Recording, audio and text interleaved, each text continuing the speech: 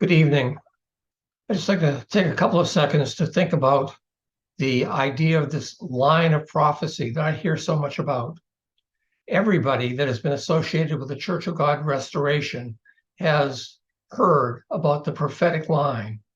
We hear that this prophetic line is about the Church of God Restoration and its end time apostles. They assure us that the COGR is found on that prophetic line and that key individuals are on that line as well. Now, this is a core doctrine, so the question should be whether or not it's correct. The COGR is correct in asserting that there's a line of prophecy that runs through the Bible. However, this line of prophecy is about the coming of the Messiah. It's about Jesus and his salvation. It is not about the Church of God restoration. The leadership has twisted this prophetic line and made it about themselves. Faced with the choice of glorifying God or glorifying themselves, they chose to glorify themselves. And when they did that, the glory departed.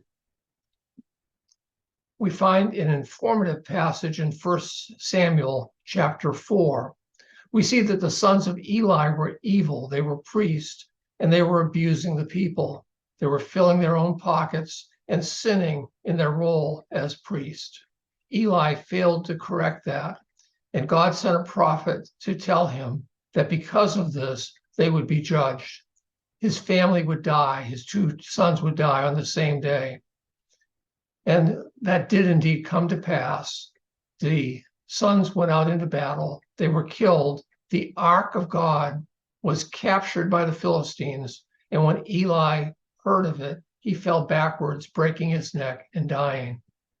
Now it turns out that Phinehas, one of the sons, had a wife, and she went into premature labor, had a difficult delivery, and prior to dying herself, named her child Ichabod.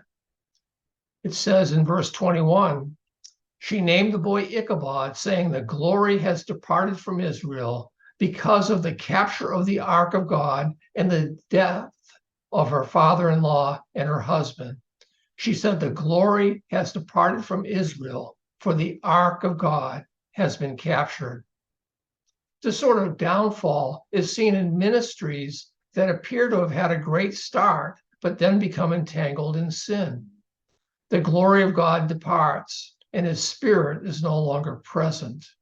It may be that the ministry of D.S. Warner had power and may have displayed God's glory, but somewhere something went amiss. After his passing, those that continued began to falter and break apart into smaller and smaller groups. One group that emerged was led by Daniel Lane. He formed the Church of God Restoration. When Daniel Lane died, that movement was carried forward by Ray Tinsman, who has overseen the loss of its glory. This group oppresses its members, takes financial advantage of them, and exerts absolute control over people. The leaders even claim the power to take someone's salvation from them. God's glory is absent. The ministry has a spirit of Ichabod. Bad theology hurts people. How should we remember their departure from the truth? Perhaps by recalling Ichabod's tale. How does this fit into the moment? Perhaps the three should be known as the three Ichabodians, or perhaps the leadership as a whole should be known as the 12 Ichabodian apostles. Perhaps we should understand the claim to a particular line of prophecy as the prophetic line of Ichabod. We could consider their warped interpretation of Revelation an Ichabodian exegesis. Maybe they should be better known as the Church of Ichabod. Should we label the fleecing of the congregation as Ichabodian finances, perhaps? Hopefully people will consider this and begin to use these terms so that it can act as a warning to others. And when they hear it, they will think about what they're getting themselves into, and they will search for God where he can be found. Thank you for listening.